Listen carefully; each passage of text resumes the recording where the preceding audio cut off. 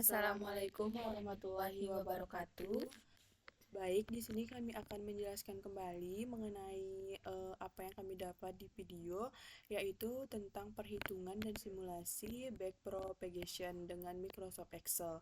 Nah, sebelum itu, perkenalkan, nama saya Rini Yuliati dengan NIM 231001004 sebagai ketua kelompok.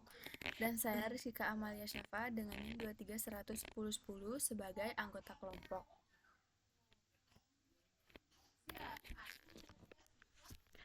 Baik, di sini saya akan menjelaskan apa itu backpropagation. Nah, jadi backpropagation itu algoritma pembelajaran untuk melatih neural network dengan cara menyebarkan error dari output ke belakang atau ke input. Nah, setelah itu dia akan memperbarui setiap bobot berdasarkan kontribusinya terhadap error tersebut. Nah, forward pass. Nah, di sini ada tiga, yaitu ada forward pass atau hitung output dari input maju ke depan melewati semua layer. Lalu ada hitung error atau loss, yaitu bandingkan output hasil prediksi dengan target atau Y error sama dengan Y minus 0. Nah, yang selanjutnya ada backward pass, yaitu sebarkan error ke belakang, hitung gradien, lalu update bobot.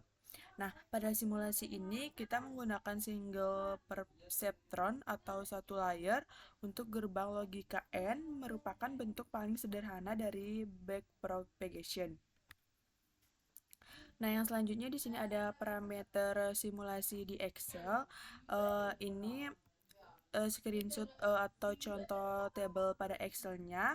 Nah, di sini ada learning rate 0,3, yaitu kecepatan perceptron belajar memperbarui bobot.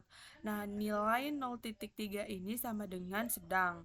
Nah, yang selanjutnya di sini ada noise logika atau N, di mana dataset berisi 4 kombinasi input, yaitu ada 0,0, lalu ada 0,1, lalu ada 1,0, dan 1,1. Nah, ini adalah output dari N-nya. Yang selanjutnya di sini ada inisialisasi W1, di mana nilai bobot ini awal untuk input X1 sebelum proses training dimulai. Nah, yang selanjutnya di sini ada inisialisasi W2, yaitu nilai bobot awal untuk input X2 sebelum proses training dimulai. Selanjutnya di sini ada inisialisasi B atau 1, yaitu nilai bias awal, di mana membantu perseptron menyesuaikan threshold-nya.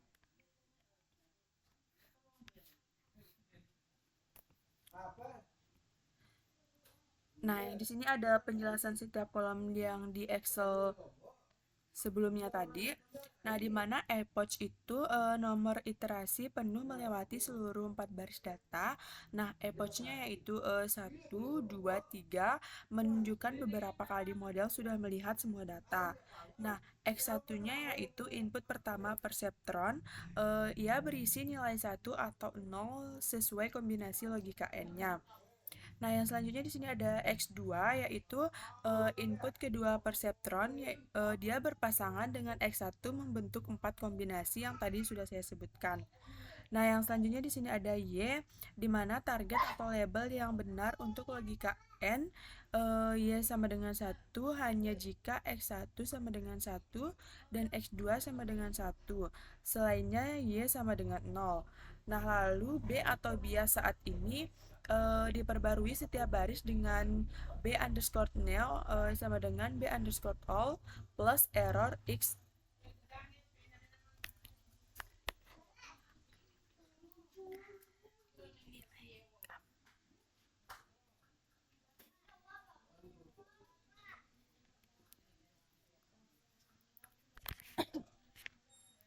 Nah, yang selanjutnya di sini W1, yaitu bobot untuk X1 saat ini. Nah, diperbarui dengan W1 underscore new sama dengan W1 underscore all plus error. Nah, yang selanjutnya di sini ada W2, di mana bobot untuk X2 saat ini diperbarui dengan W2 underscore new sama dengan W2 underscore all plus error. Nah, yang selanjutnya di sini ada output hasil perhitungan 0 sama dengan atau X1 dikali W1 lalu ditambah X2 dikali W2 dan ditambah B. Ini adalah prediksi perseptronnya. Nah, untuk errornya yaitu selisih target dan output. Error sama dengan Y dikurang 0, positif sama dengan prediksi terlalu kecil, negatif sama dengan terlalu besar. Nah, yang selanjutnya yaitu MSE atau Mean Squared Error, yaitu rata-rata error per epoch. Nah, dihitung di baris terakhir tiap epoch, makin kecil sama dengan makin baik.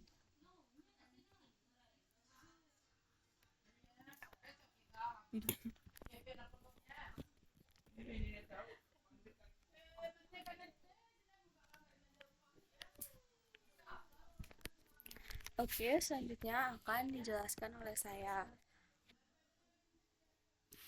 Ini adalah inisialisasi dan baris yang paling akhir untuk nilai akhirnya itu. Jadi nilai awalnya itu sesuai dengan tabel yang pertama kali kita masukkan di Excel yaitu X1-nya 1 dan X2-nya 1 dan Y-nya itu 1.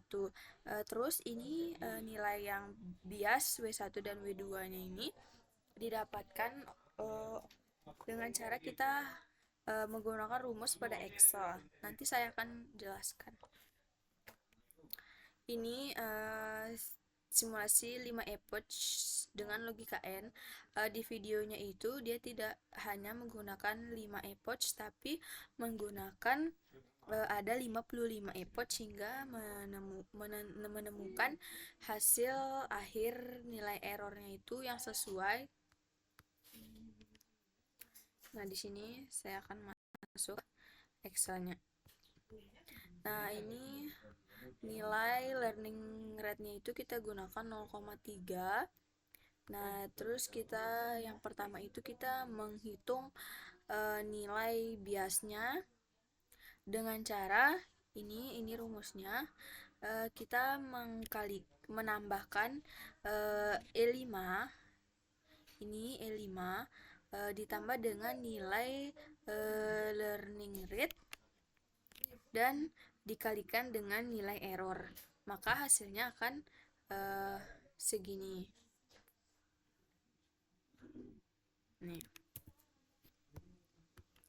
Selanjutnya kita menentukan nilai ini, nilai pada W1-nya kita mengkalikan ini F5 ditambah dengan nilai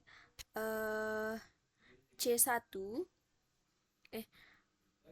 ditambah dengan nilai ini learning rate-nya, lalu dikalikan dengan nilai B5 dan dikali dengan I5, maka hasilnya akan segini. Selanjutnya kita menghitung nilai ini, nilai W2-nya dengan cara ini G5 dikalikan dengan learning rate-nya itu 0,3 dikalikan dengan C5 dan dikalikan dengan I15. Selanjutnya kita menghitung nilai errornya itu kita mengkalikan B6 dikalikan F6. Bisa kita lihat di sini. Terus itu menambahkan C6 dikalikan G6 dan ditambah dengan E6. Maka hasilnya akan menghasilkan error nilainya segini. Setelah itu, kalau kita sudah selesai mencari nilainya, kita tinggal tarik aja dia ke bawah. Terus di sini di video saya mengikuti tutorial videonya itu menggunakan 55 epoch. Maka akan menghasilkan nilai ini.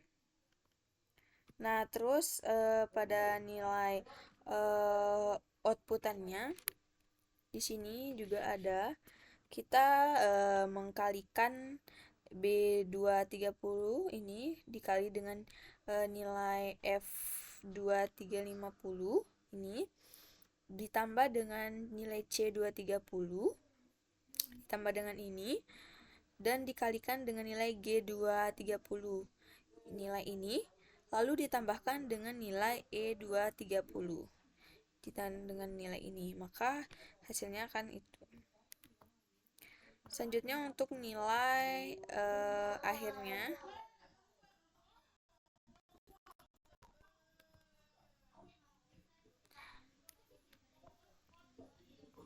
nilai MSE-nya akan menghasilkan nilai ini.